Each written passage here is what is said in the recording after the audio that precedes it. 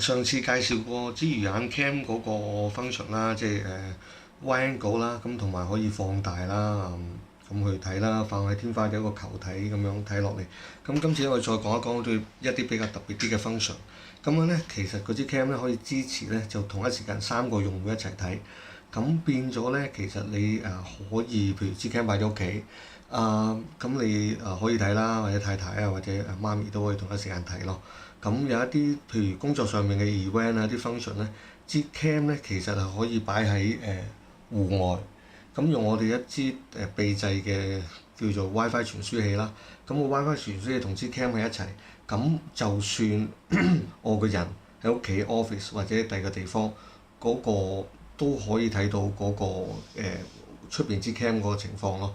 咁我而家咧其實就裝咗落去2部手機嗰度。咁我哋而家可以睇一睇佢嗰個一支係 office，一支就擺喺架車個咪標位。咁我哋而家可以睇一睇佢嗰個畫面係點樣。咁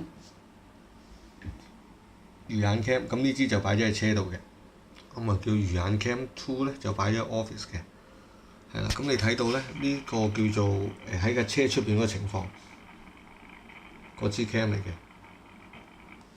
係啦，咁同樣咧，你都可以即係撥啊、放大啊、縮翻佢啊。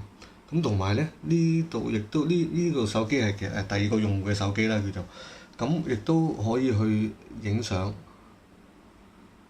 咁亦都可以去錄低佢嘅第二個用戶。咁佢亦都其實可以儲存翻一啲照片啊，或者一啲嘅視頻片段喺翻第二個用戶嘅手機嗰度啦。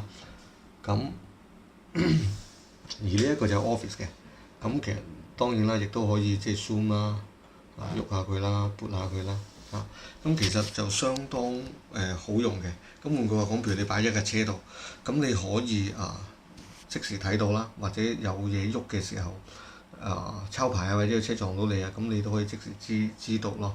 咁同埋亦都唔局限於你一個人睇，可以同時 share 俾另外2個用戶，即係 total 3個用戶一齊去用嘅。譬如話有啲即係工作上面嘅 event，咁老闆要即時睇喎，咁睇到喂有啲唔妥，可能要執佢，咁變咗可以你即時做一個行動去